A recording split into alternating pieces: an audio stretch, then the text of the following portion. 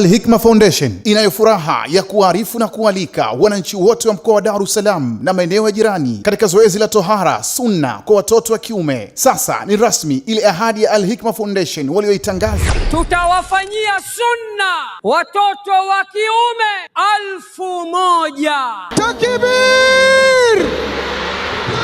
Takbir!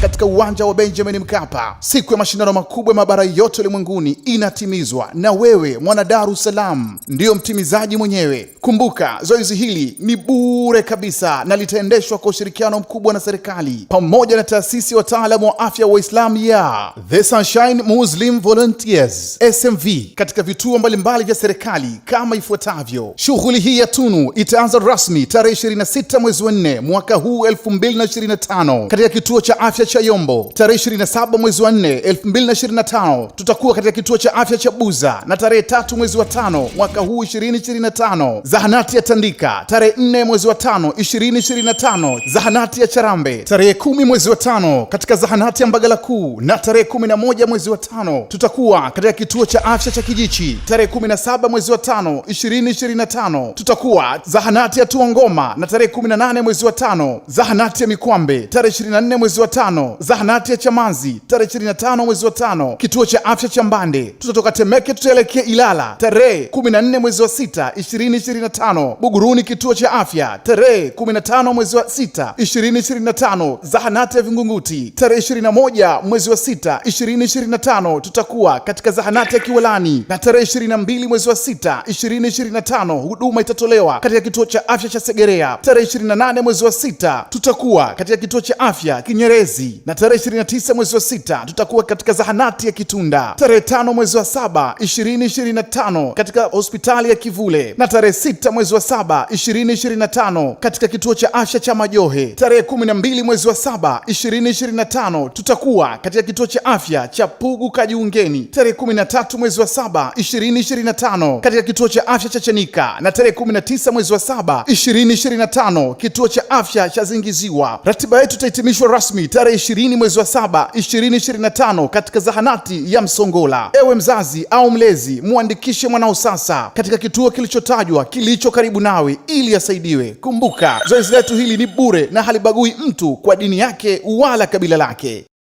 Kishki TV, nuru ya dini yako.